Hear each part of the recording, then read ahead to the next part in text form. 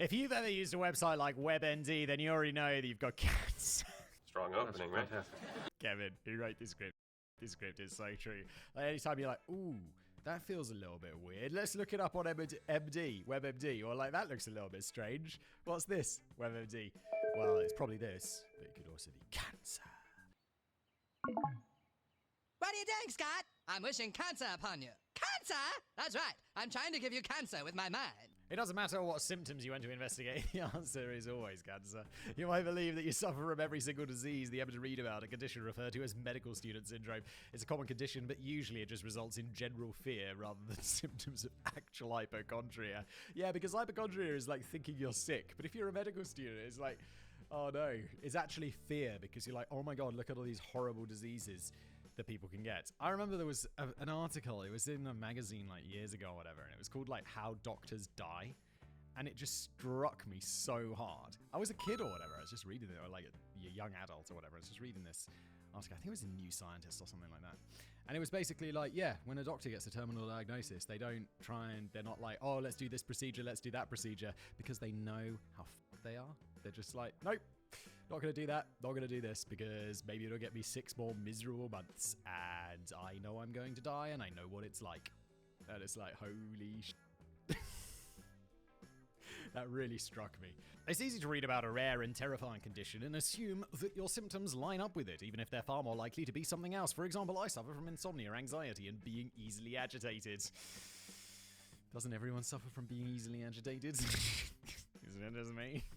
Me and Kevin. According to the symptoms listed here on WebMD, that means that I might be suffering from rabies.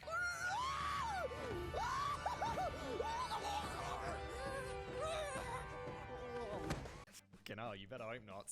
I mean, but also on the other hand, there's nothing you can do, so fuck it. Sure, I don't have any of the other symptoms of rabies, and it certainly makes more sense that my symptoms are caused by caffeine, nicotine, and being a dick, but I can't really rule out rabies, can I? While these... Yes, you can. It's like, have you been bitten or scratched by a rabid animal recently? If the answer is no, then you're okay.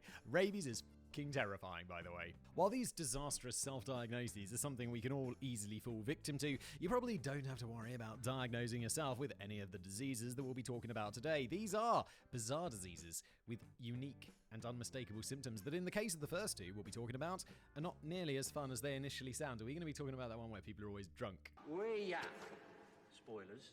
Because there's like this syndrome where it's like you eat bread or whatever and it ferments in your tummy and then it just releases alcohol into your body, so you're always drunk. Which sounds great until you realize that you'd rather not be drunk all the time. Just before we continue with today's video, I do want to take a moment to talk about a product that is keeping my feet dry every day and has done for years, and that would be, honestly, one of my favorite sponsors, and that's Vessi. Look. Though it's winter. The weather can change at a moment's notice. Suddenly, like, I don't know, I work all day. I don't even go outside, and I leave outside, it's pouring with rain. And I'm like, well, not to worry. Grab the umbrella, and I'm already wearing my Vessis, which are waterproof. They use something called Dymatex technology, which it means your feet can breathe, so your feet don't get all sweaty, but also via, I would say magic, but it's Dymatex, via Dymatex, there's no water getting in, and they don't look like waterproof boots at all, like these things especially. Vessi just sent these to me, and I'm like, normally I keep them all nice and clean to show you guys on camera, but instead I was going to Iceland for the weekend, and it's going to be really cold. So I was like, I'm sorry, I'm wearing these. I don't have any good winter boots yet. And they've got this beautiful fleece lining. They kept my feet warm all weekend, even in Iceland, which is really cold and dark and grey. And now there seems there's going to be a volcano going off. But anyway, that's not relevant. I wore these shoes, like I wear Vessis all the time, and they're just fantastic. They're just, you can't go wrong. I'm sorry, I'm so far off the talking points. I think these are the Soho ones that I should also talk about. These just look great. Like, I wouldn't wear these in Iceland because, I mean, I would. They'd still keep your feet warm. Just not as warm as these, but it's all perfect stuff. It's really good. Don't wear any other shoes. Just get Vessis. Plus, they also do waterproof gloves. They've got a jacket. They've got loads of stuff. Everything's perfect with Vessi. There's no point going anywhere else.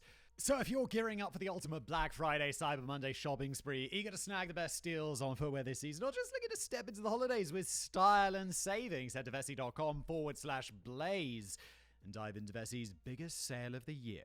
Persistent genital arousal disorder. Oh my God. That'd be really rough.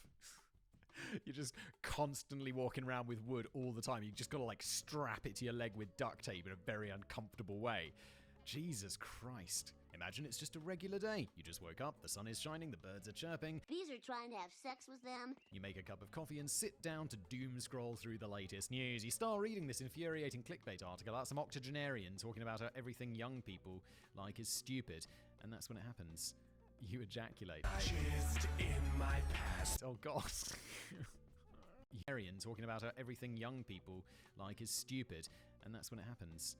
You ejaculate. Just in my Christ. Imagine it's just a regular day. You just woke up, the sun is shining, the birds are chirping. Bees are trying to have sex with them. You make a cup of coffee and sit down to doom scroll through the latest news. You start reading this infuriating clickbait article about some octogenarian talking about how everything young people like is stupid. And that's when it happens. You ejaculate. Just in my past. Oh God. Kevin. Before the day is over, you go.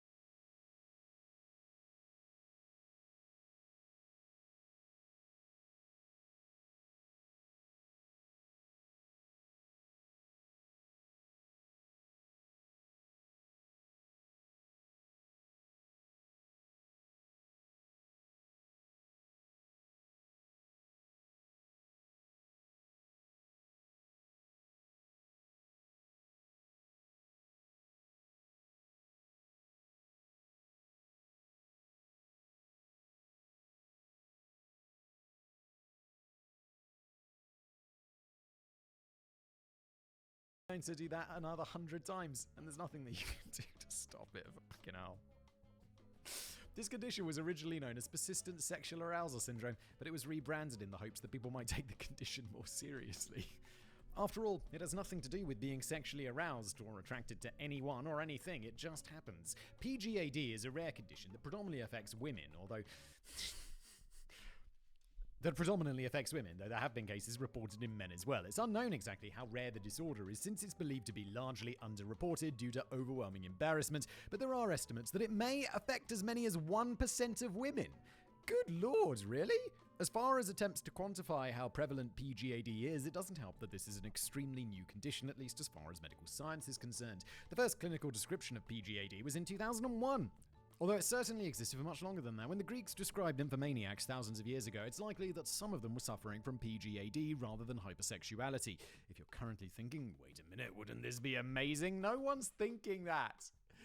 It's like you just, no. It's like, just no. Stop it. Get some help. If Steve Martin had one wish this holiday season, it would be to experience a month-long orgasm, a sentiment many people certainly share in the abstract. Yeah, but can you imagine how miserable it would have come after a while? Jizz in my pants. This really never happens, you can take my word. And before this was understood as a debilitating medical condition, doctors would often brush aside complaints from women on the basis that the symptoms sounded absolutely incredible. Another particularly gross comment one woman received from a doctor was, "Wow, guys must love you. Classy, doc, well done." Charming. Great bedside manner there. Aside from being a highly inappropriate and unhelpful comment from the doctor, it ignored the fact that her orgasms had nothing to do with a desire for sex and were destroying her quality of life and her mental health. Of course, not everybody that suffers from PGAD actually orgasms. In fact, most sufferers... Did we have to start with this one, Kevin? It's like you're trying to get me demonetized, are you? Yes! In fact, most sufferers don't orgasm from PGAD without physical stimulation, instead just feeling like they're being pushed to the brink. Forcing somebody to edge can be fun for forcing. We'll edit that out. Imagine being unable to sleep, unable to concentrate, to hold down a job, and even unable to leave your house because you've got a non-stop sensation that you're on the verge of climax. It is not just physically painful, but mentally devastating as well. For those who have PGAD, their quality of life is completely diminished. Every day becomes impossible because they could suddenly be overwhelmed by the painful sensation of desperately needing to orgasm. Masturbation to the point of orgasm can help relieve the symptoms, but one isn't enough. It takes multiple intense orgasms to alleviate the symptoms, something that isn't really possible if you're working an office job doing some grocery shopping or trying to go to the movies. Jesus Christ. That relief is also extremely temporary, with sufferers reporting they need to masturbate 20 times a day or more just to make the pain subside. As for what causes this condition, we don't really know, though it's believed it has something to do with pressure on nerves at the base of the spine. In about 2/3 of cases, women were found to have Tarlov cysts, a type of cyst that forms in that area of the spine. When the cysts were removed, some of the patients were cured of their symptoms, while other symptoms became much more subdued. For the other third of patients, there didn't seem to be anything putting pressure on the nerves, which means that can't be the only cause. Fortunately, multiple causes means there's multiple solutions. Pelvic exercises help reduce symptoms, and one woman was completely cured of her symptoms by taking Chantix, a pill to make you stop smoking. Can you imagine going to the doctor and he's like, I don't know, doc, can you just prescribe me something? You'll be like, sure, I'll give you the stop and smoking one. It's like, why? Don't know, it's worth a shot, isn't it? Just like, let's rotate through. What's this week? Stopping smoking. Next week, it'll be just some aspirin. Week after that, diabetes medicine. Let's see. I'm surprised Philip Morris didn't jump all over this case study advertising, keep smoking or you'll never come again. Auto brewery syndrome. This is the one about the thing with the alcohol. I know Simon has heard of this condition, and he might have already explained what it is as soon as he saw the title. Bingo, Kevin, yes! Even if he didn't, the name is pretty self-explanatory. Never come again. Didn't just some aspirin. Week after that, through what cause. Fortunately, multiple causes means there's multiple solutions. Pelvic exercises help reduce symptoms, and one woman was completely cured of her symptoms by taking Chantix, a pill to make you stop smoking. Can you imagine going to the doctor and he's like, I don't know, doc, can you just prescribe me something? You'll be like, sure, I'll give you the stop and smoking one. It's like, why? Don't know, it's worth a shot, isn't it? Just like, let's rotate through. What's this week? Stopping smoking. Next week, it'll be just some aspirin. Week after that, diabetes medicine. Let's see. I'm surprised Philip Morris didn't jump all over this case study advertising, keep smoking or you'll never come again.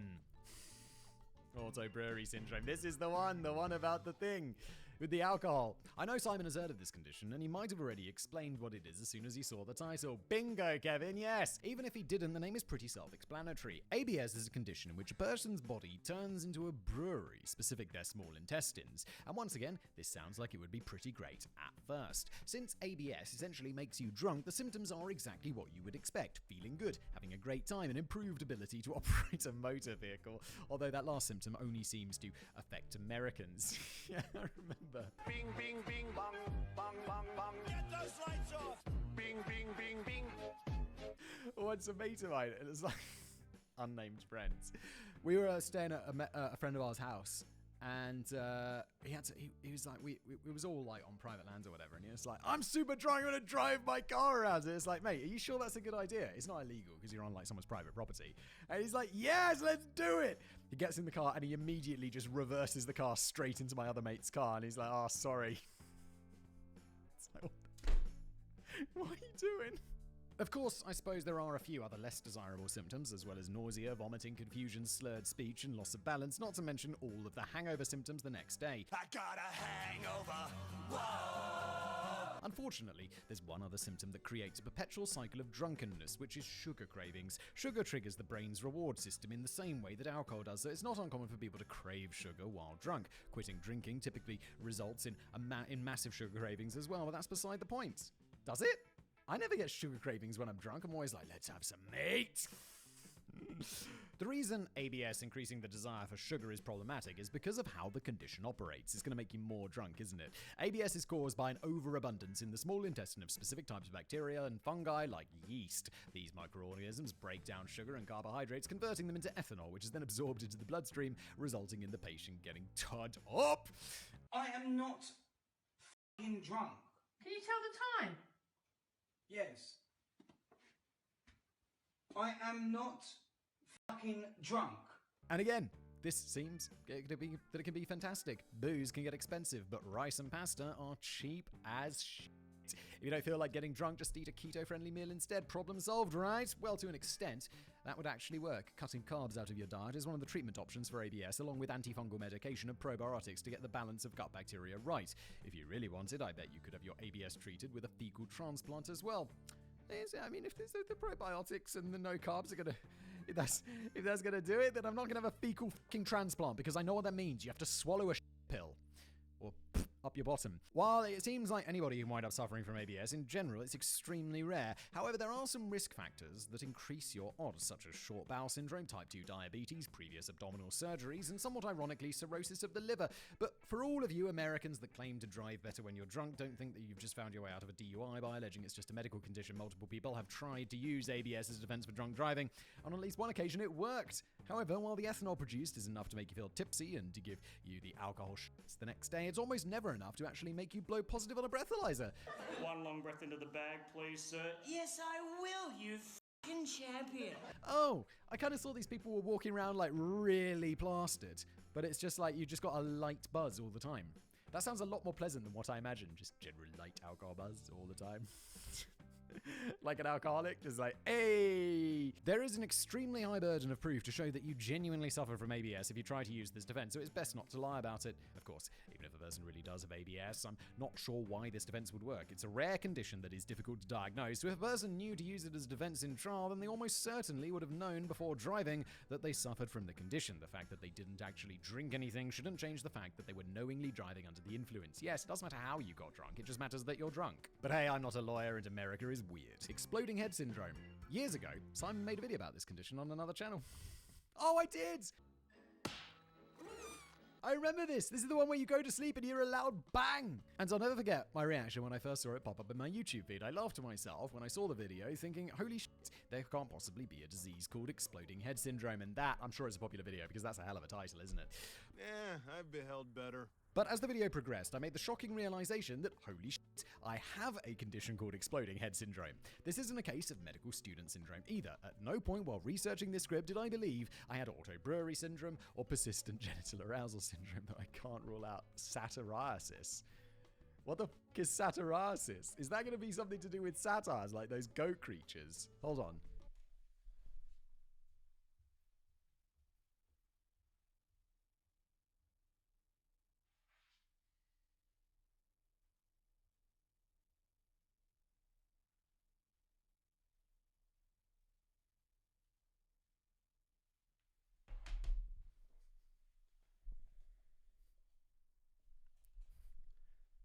Yo, ChatGPT, my homeboy. What is satiriasis?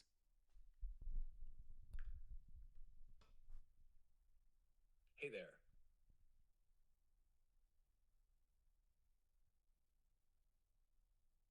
Satyrosis, also known as satyriasis, is a term that historically referred to excessive or abnormal sexual desire in men. It's the male counterpart to nymphomania in women. However, it's important to note that modern medicine and psychology... Does ramble on though, doesn't he, sometimes? You what?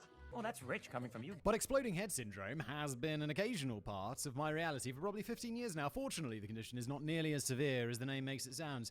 It's fucking annoying, but thankfully it's not actually dangerous. EHS is classified as a parasomnia, a group of sleep disorders that involve weird stuff happening before, during, or after sleep. Most parasomnias are things you've heard of, like sleepwalking or night terrors, but EHS goes into the group of parasomnia, simply labeled other.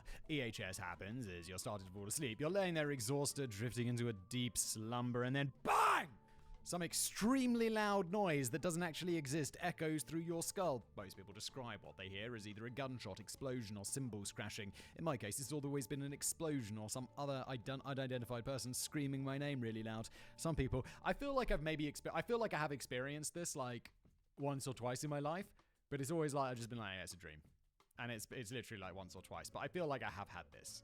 Like more than like someone screaming your name as you're falling asleep. Some people experience other sensory input as well, such as a bright flash of light, though I haven't had to deal with that part of it. It's an extremely frightening experience when it happens, and it jolts you awake so hard that it then becomes difficult to go back to sleep afterwards. I can't speak to other people's personal experiences, but to me, the most interesting part of it is the noise was very obviously not real. Even though it's startling and deafeningly loud, I never once had to look to see if somebody was actually calling my name or if something exploded and the house was on fire.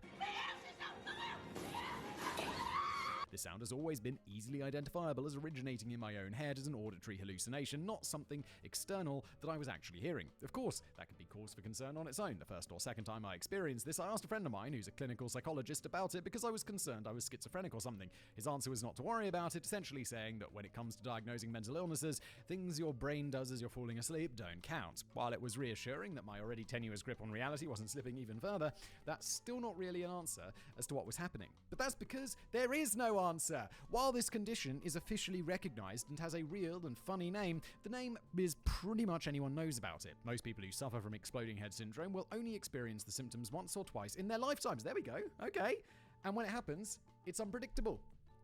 That makes it virtually impossible to study, as you can't just hook somebody up to a machine every night for years in the hopes that maybe it'll happen again and there'll be some readings to take. There have been limited studies performed on EHS, but there's no medical treatment available, and the causes are completely unknown. A bunch of stuff has been ruled out as definitely not the cause, but there's no evidence pointed to anything that is actually causing the condition. Fortunately, most people only experience symptoms of EHS a handful of times tops, and it doesn't pose any actual danger other than losing out on a little sleep. While there isn't any medical treatment available, case studies show that the one treatment that has been effective in treating EHS is reassurance.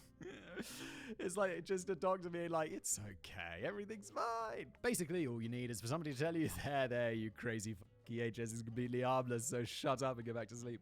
I suppose it might be better to use softer language than that, but case studies indicate that this is the first and only ailment that could genuinely be put into remission simply by telling somebody to walk it off, champ. Get killed, walk it off. Aphantasia.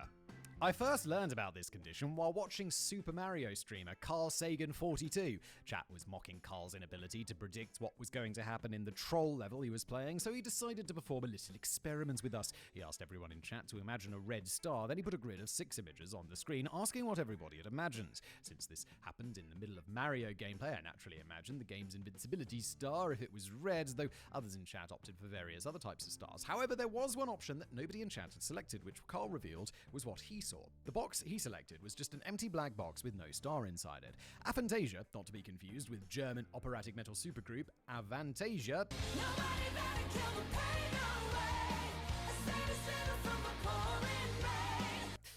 I don't think anyone was confusing that, Kevin. Not confusing them with a supergroup that I've never heard of. I feel like he doesn't even know me. Comes from the Greek words for without imagination. And that's exactly what it is, the complete inability to visually imagine things. It's another poorly understood condition, despite not being exceedingly rare. Aphantasia affects roughly 1 to 3% of the population, but most people don't even know that they have it. Wait, people can't imagine things? What do you mean? I'm imagining a red star right now. What? People can live well into adulthood without realizing they're colorblind, and that's a condition that is much easier for other people to pick up on. People with aphantasia generally interpret other people's descriptions of mental imagery or of seeing things in their mind's eye as being somehow metaphorical. Without being explicitly told what they experienced was an outlier rather than the typical life experience, there wasn't really any way for aphantasics to know that their brains were operating differently from everyone else's. Wait, what?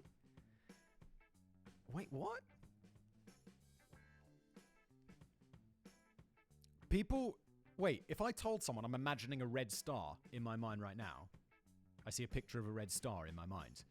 There are people who think I'm just like not really picturing a red star, but I'm just talking about imagining a red star. Really? If that's you, you've got this disease. How crazy is that? But because of that, there's very little research on the topic. Aphantasia was first described in 1880 by Francis Galton. You may remember Francis from the previous episode on cousin marriage, but I do. But he was a British polymath, the cousin of Charles Darwin, and the founder of modern eugenics. Oh, I'll say that apparently. Not only was he the first person to document aphantasia, but he noted that it was exceedingly common among his scientist peers. And then nobody really talked about it again until 2005. While research is currently limited, there is something to the idea that this condition may disproportionately affect scientists. Even Carl has a PhD in microbiology and works in a lab, making me wonder how the hell he has time to stream. Regardless, it's easy to argue that a person could be more inclined to conduct scientific experimentation when they literally can't imagine what the results of their experiment will be. It also could make research papers a whole lot more palatable. When you read a story, you're likely painting a picture in your mind of what's going on. Aphantasics can't do that, and in 2021, a study showed that they had a completely flatline response to reading horror stories, while those without the condition showed physiological responses. I can't believe there are people who can't imagine shit, and they don't know that they can't imagine things. That's wild. Essentially, those with aphantasia may as well have been reading a scientific journal. That brings us to the most obvious question you might be asking right now. Do they dream? And indeed they do, and their dreams are just like anybody else's. Aphantasia only affects a person's ability to voluntarily visualize things, not to involuntarily do so.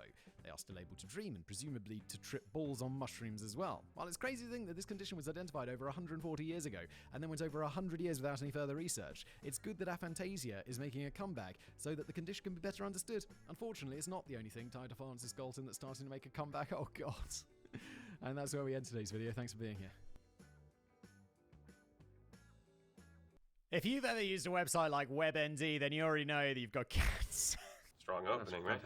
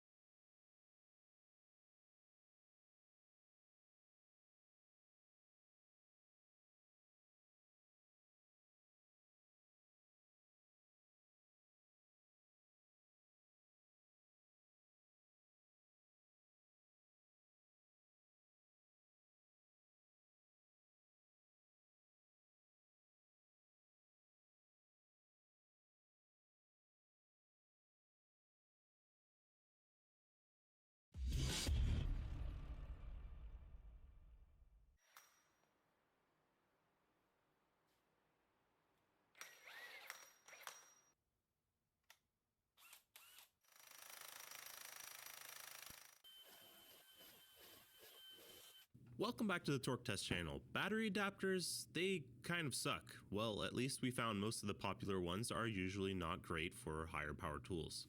But the reason they exist makes a lot of sense. You don't want to have to buy matching color batteries every time you buy a new tool that meets your needs when your favorite brand is dragging their feet making that same thing. So what if you had a big battery that you could not only power most any power tool brand with and plug into them, but like supercharge them? One that you wore as a backpack maybe, and we're talking, and coming up you'll see battery draining tools like grinders, saws, multiple brands of each, drills, impact wrenches. Makita makes something like this, but in reading their manual, if it senses too much power being drawn and delivered, it shuts down. And not only that, it draws from one battery at a time, and those batteries are also Makita LXT, which top out at 5 to 6 amp hour 18650 packs. So what we want is something bigger, something spicier, something sketchier, and there's no better place to find sketchy than AliExpress. This looks stupid enough to not throttle our juice, and here, alright, they even make a DeWalt one in the same Makita teal color. DeWalt means much bigger batteries on tap. Boom, sold, and trust me, we're only getting started here. This is one funky little guy. These shoulder straps were mounted on backwards, so it's set up to run with this thing upside down. It's pretty cool though. Click a battery in and turn it on. It shows you the battery charge level and slots that are powered. Of course, it doesn't really close very well on a 5 amp hour battery, top shelf engineering there. So we'll have to find a workaround for that, especially since we want to be using various mainly larger batteries to pull from and just cram as much power into these tools as they're willing to accept. It uses this power supply looking power cord that goes to the tool adapter that for now clicks only into DeWalt tools, of course. Just pile your batteries into the backpack and you're set for some serious saw usage. Watch out for that cord though. Or you could use this maybe on an angle grinder or a 3-inch cutoff tool like this for basically all day long, presumably. Let's see how she chooches. On a PowerTech 7¼ inch saw, this thing with a 9 amp hour flex-fold battery, the stock one, which it likes best of everything from the brand, makes 5,180 RPM under a decent sort of 2x wood cutting type load on the saw scenario, and when maxed out, makes as much as 900 watts worth of sauce. As a sort of test just to see where we are, that same 9 amp hour flex-fold battery alone clicked into the backpack, which that thing sees this as 20 volts, puts out 4,075 RPM. Okay, and for max power, it's not moving the needle much further, able to dial it up to, 480 watts. But with a whole bank of batteries loaded into this backpack, that becomes, 480 watts again. And this power cord already getting a bit toasty from this underwhelming performance. So we've learned 3 things. 1, this is kind of weak sauce. 2, it's pulling from only 1 battery at a time, like the real Makita pack does, because 3, I'm an idiot. Of course it does. This is what this display is. Tells you the charge level and location for the battery being pulled from, one by one. You can't just load this thing up willy-nilly, various charge levels, battery capacities, cell types, discharge rates, and have it all pull from them all together at once. That's a recipe for a big boom. This was designed to do it sequentially, of course. So let's fix that. First step is this wiring. It's already getting warm from 460 watts of output. Yikes. The first step is to cut out all the bracket adapter wires out, and this is all 14 gauge, which isn't horrible, but we can do better. These tabs that they soldered onto aren't bad really, should do the trick. So basically, time to transplant some 10 gauge in its place, ×8 onto each of the adapter slide ins, then crimp some copper terminal connections on the end. Looking good. Next up is for the main leads coming from the new Death Machine. This is not going to do. This would become like silly string with the amount of amps we plan to have on tap. We're going to go from the 12 to 14 gauge it's got now to some chonker 1 gauge wire, which is often cheapest bought as jumper cables, though copper and tin copper cable is still twice that of aluminum jumper cables, so this stuff's not exactly cheap. This will work a treat. Just bought a long length, going to lop off the length that we need, then crimp together some new connections for these alligator clamps, and throw that new revamped set of jumper cables in the wife's car. These will lead into a backpack and connect to the main 1/4 inch bus bars that we have for the 10 gauge battery connections to bolt to. So just some heavy duty crimping needed here, soldering for good measure into those copper ends, and then with some heat shrink around it, we're on our way with a very spicy octopus of pixie power leading into and feeding out of this backpack.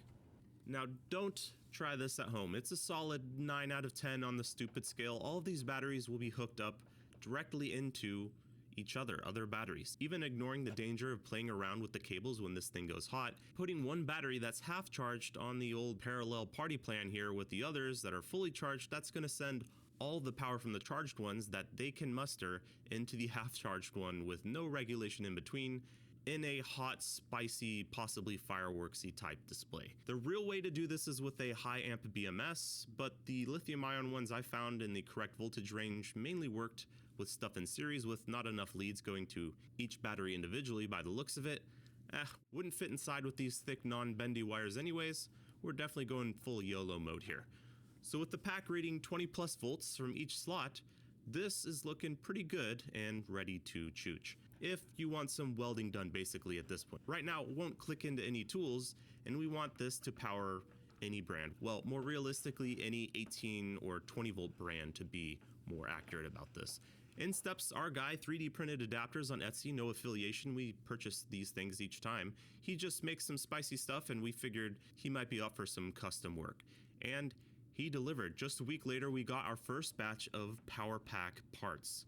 We're talking Milwaukee, DeWalt, Bosch, Ryobi, and that's just the beginning. We could do Rigid, Hart, Metabo, Makita, Ingersoll Rand, Bauer, almost anything 18 and 20 volts really. He made these with straight up metal connections, no wires leading from the terminals down into these positive and negative plates, which bolt to our 1 gauge power pack backpack cables. These even have the correct resistors in them for the communication terminals in many cases, so the tools remain happy drawing more watts and aren't totally flying blind here.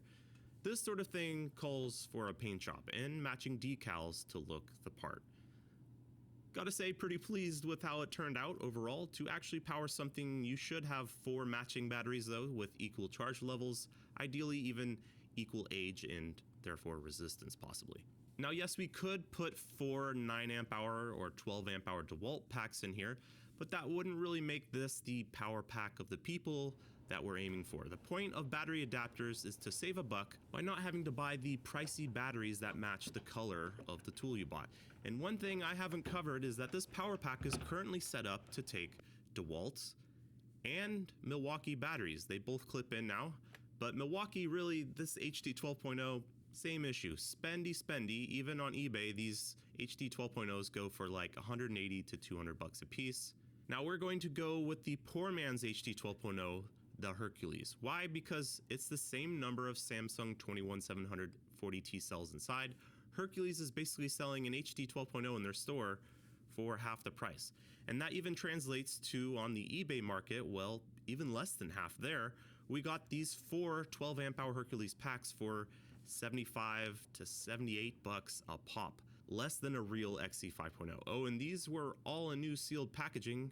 Seriously, people put little values in these things, yet Flex rates these types of packs at 1800 watts a pop. And the power pack is Hercules compatible, baby, meaning this is now 48 amp hours, 7,200 watts peak worth of trouble. Another plus of using Hercules is their charger is really sensitive. Even if a battery is 95, 97% charged, it will charge it back up to 100%. A lot of chargers, you have to get that battery below 90% or so, and that's important for using balanced, less scary packs. It does make me wish Hercules made a 4-bank charger now though. Somehow in a battery adapter for all solution, it just feels right to have non-matching batteries in a yellow/teal case, plus it's triggering and I don't hate that either. Okay, enough of the 1-month build montage, let's see what this thing can do. Powering a Milwaukee with Hercules in a DeWalt power pack is just too funny to pass up, so we're gonna dive right into that. First up, with their M18 fuel saw and their large 6-inch grinder. On the 6-inch grinder, an HD 12.0 makes 8,080 RPM under a decent load on the tool. Under the same load, the new TTC power pack delivers 8,500 RPM. Damn. When maxed out, that grinder with the HD 12.0 puts out as much as 970 watts. In the power pack with basically 4 of those things, yeah, higher, 1,150 watts, it's an angry unit. Fooling the tool's communication with the correct resistors and just delivering all the amps and all the volts on tap seems to really do the trick. Though at least in this case, Milwaukee may have found a way to beat us here. This was record-breaking for the tool until M18 pouch cell Forge showed up, and well yeah, it's still less speed under a load with 8,230 down from the 8,500 we got, but it did in our testing rake in 1,160 watts. I see how it is. Milwaukee had to go and rain on our parade. We might be 10 times the weight, but we're not out. In steps the M18 7¼ inch saw, and 1,200 to 1,210 watts it can do with an HD12 or Forge battery. This is what the power pack puts out.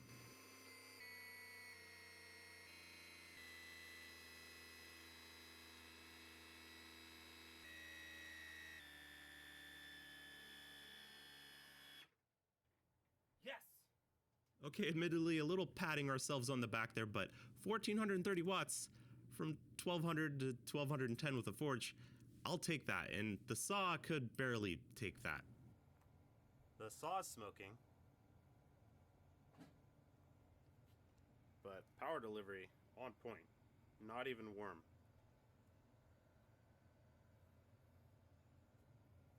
But yeah, saw not as happy. So yeah, the tool not as excited about our Frankenstein creation as we are. Let's take a look back at the DeWalt Power Detect saw before it was making just 480 watts with the stock AliExpress configuration with 1 or 4 batteries. Not great. Here's with one Hercules 12 amp hour pack loaded into the power pack. 710 watts, about what an 8 amp hour XR makes with this saw, but not all that flashy. Now here's with 4 batteries to make sure that running in parallel does the trick.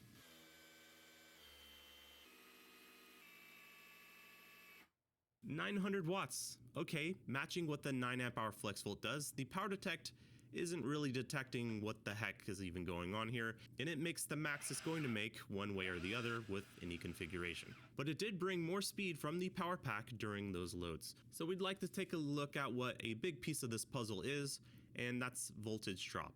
Voltage sag is something that happens to a battery once you pull the trigger. Your 20 volt max battery becomes 17, 18 volts of working battery real quick, like M18 advertises, but often more capacity helps lessen that drop. And boy, do we have capacity in spades here with 48 amp hours. With a 700 watt load like a small microwave, the Milwaukee HD12 and DeWalt 9 amp hour Flexi are similar, having 3 rows of Samsung 21700s and drop similarly, with the edge going to the higher capacity battery here. The Forge is just doing Forge things here. That was more impressive than we expected. The power pack with a single Hercules 12 in it is still impressive, but not quite equal. It's delivering juice over a few connections and several feet of wire here, but still better than what an XC6 and XC 8.0 do by the numbers. With the power pack full of fun, man, it's like this thing doesn't even know it's being asked to do anything. It can't even be bothered to drop below its max advertised voltage of 20 volts. This is where a lot of these sauce is coming from. Sure, it can send a lot of amps, but not every tool is going to ask for all the amps. Delivering those amps with 20 volts instead of 16 to 17 with an XC 5.0 or 18 to 19 with the best batteries out there, that moves the needle. For some brands, as we said, we can adapt this to multiple different tools. One tool you guys have been asking us to purchase is the ProFactor Bosch grinder. We tested their 4.5 inch and felt it was very good, but their ProFactor line was only available in 6-inch capacity, so we bought this for the occasion. And it's X-Lock, yeah, because I'm an idiot, can't adapt that to the dyno, so we bought another Bosch ProFactor with a 5/8 threaded arbor, and here we are. We'll include this in a future 6-inch grinder head-to-head, but what we got here is a grinder with a 8 amp hour ProFactor battery making 6,360 RPM under load. Under that same load, but with a shoulder strap spicy box, that becomes 6,760 RPM. This would be a tough tool to bog down in this form. Maxed out with the ProFactor battery, this tool is able to put out a respectable 760 watts. And with the power pack mode, that becomes a very familiar, yes, again, 760 watts. We've also seen this with Bosch 12 amp hour ProFactor batteries. Maybe not more power, it's just mainly more runtime. Maybe they have some very specific programming on the board and motor. But still, grind away all day, more speed when pushed hard, more work done, don't need to be near an outlet. Not mad at that. Ryobi though, Ryobi's sort of mad at adapters, as in they don't like them. Standard batteries good to go. Battery adapters, you get sort of a Morse code from them. So the idea was to get around that with some custom adapters and lots of juice here, and there was plenty of juice to be delivered. When pushing, it would pile on maybe 10 to 20% more beans, but they are still rocking that rave beat. The HP communication being at the bottom of their battery packs into the tool, we think that's basically an unlock button to tell the tool you paid for higher performance batteries, because they will take the juice, it's just not happy requesting it unless you're able to somehow mate up with those extra connections. Mission failed successfully. And finally, we wanted one last battle with the M18 Forge for bragging rights, basically. It's sort of 1-to-1 on the scoreboard right now, and one tool that battery really punched above its weight on is the 1-inch D-handle Impact 2868, $1,000 impact wrench, basically. This took this thing from an already not small 1,403 foot-pounds to 1,534 foot-pounds. Let's see what we can do. The current gauge display output is times 1.31 4 foot-pounds.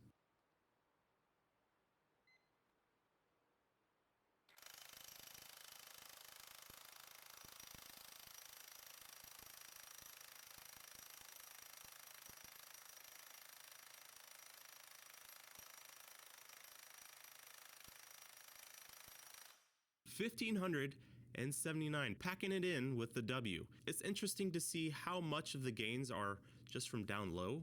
Would have assumed that up top where voltage sag would be doing its thing on the 6 amp hour forge, the 48 amp hour power pack would still be full voltage and unfazed, but it must really be a shot in the arm of amps from all that discharge capability of the 4 packs, and that can and does make a difference even on a median of 3 runs like this. So what do we think of the DeWalt / Makita / Hercules abomination?